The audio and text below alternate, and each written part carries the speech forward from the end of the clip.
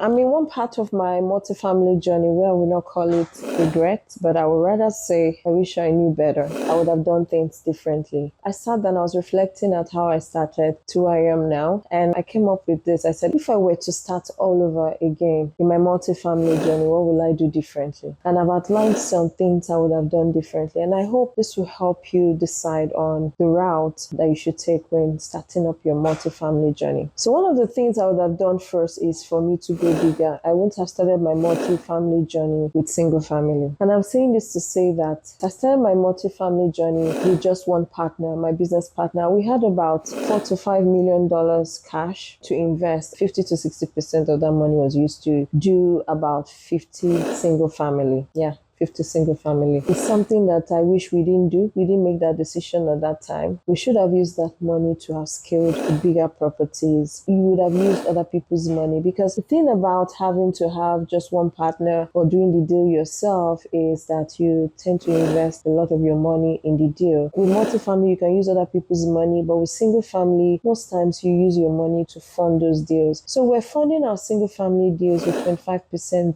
down because they were regarded as investment properties, and we're doing it in a small scale, because I call single family properties a small scale because it's one. After you do one, you can decide to do 5 at the same time and all that. Regardless, you're putting down 25% down of your money into those deals. So we started out putting down 25% down for those single families and tying up our money and all that. That would have been one thing I would have changed. I wouldn't have gone single family route. I wouldn't have purchased about 50 single families. Rather, I would have invested that money and had about more than 1,000 multifamily. Another thing I would have done differently is I would have collaborated more earlier on. I only had one partner. My partner was more of the passive one, and I was the one doing the operation. So from the acquisition to the asset management to the property management meetings and all that, I was the only one doing it. So the workload was too much. I was the one interfacing with different brokers. I was the one doing the underwriting. I was the only person doing the due diligence. I was doing so many things myself, interacting, because we had to do some fix and flips. I was the only one interacting with the fix and flip contractors and all that. It was a lot of stress. I was really, really stressed because I was managing many single family properties myself. Some were fix and flip and some were vacation rentals. So if I had my way to start all over again in my real estate journey, I will not start with single families or having to do the workload, everything myself. I'll partner up earlier on with people and start the multifamily journey. So another thing I would have done differently is to leverage on other people's money. Like I said earlier on, we had about 4 to 5 million liquid cash that we used to start our investment. Rather than using our own investment, what we would have done was to leverage on using people's money while we remained liquid. Because in multifamily, as a sponsor or as a guarantor, liquidity is very, very important for you to keep going. And if you need to do some things like NS money, risk capital and all that, you need some form of liquid. So if I had to turn back the hands of the clock for my multifamily journey or my real estate journey, I'm going to use people's money. I'm not going to use my money. I'm going to use other people's money and leverage on it. And this will help me scale faster. By using other people's money, I'm able to bring more money in and scale more and do more. Rather than doing 50 units, I might have done 1,000 units within that span of time. So if I was to go back to start my real estate or my multifamily journey again, one thing I would do is I'll focus more on processes and systems, because that helps you with the entire process, makes it easy. It will not just be a one-man show. Like you all know, I always say it, multifamily is a team sport. So if I started with multifamily or I started my real estate with focusing on systems and processes, I would have had teams that would have helped out with underwriting, acquisition, the asset management aspect, different aspects of it. I would have had different team members and really concentrate on my strength and not just doing everything and being a master of none. I wouldn't have done that. And besides, I would not have seen multifamily as a very difficult business to do, because I started having mixed feeling at some point that this was too difficult for me to handle. But by the time I realized that this can actually be simple, because multifamily on its own is a team sport, the moment I realized that multifamily is actually a very interesting business to venture into. So if you're looking at starting on your multifamily journey, these are the things I would have done if I started. I wouldn't have wasted my time or my money to start up with single families. I would have just gone straight ahead to start up with multifamily. I have many of my team members that never had the experience of single family, and now they have hundreds of doors or thousands of doors in their portfolio without even having having to go through the experience of a single family. Not that there's anything wrong with single family if that's what you choose. Like I always tell people, it just depends on your goal, your plan, what you define as your financial freedom amount. If single family is going to give you that goal that you want, please, by all means, do it. But for me, that was not my financial freedom figure. Single family was not going to bring me there, but I started as that, which I could have avoided, but I didn't because I didn't know better. But now I know better, and I'm like, if I'm able to go back, I will do things differently. So another thing I think I did best, I don't regret doing that, but because I started out with education. So if I were to go back, I'm going to still repeat that process. I started out with education. I didn't have money to get a mentor at that time, so I did a lot of YouTubes. And by the time I was able to do a few deals, I was able to get a mentor. So if I could go back, I would say start with mentorship. If you start with mentorship, that will help you scale through very fast. The mistakes the mentors made, if they're good mentors, they will ensure that you don't make that kind of mistakes. They will guide you throughout the entire process. But I start with education, so I also advise that if you're just starting out in your multifamily journey, you need to understand the entire process. Even if it's the surface level at first, you need to understand what multifamily really is before you even jump into it. And what will help you do that easily is by getting a mentor. So you might need to join a mentorship group to understand the entire process and even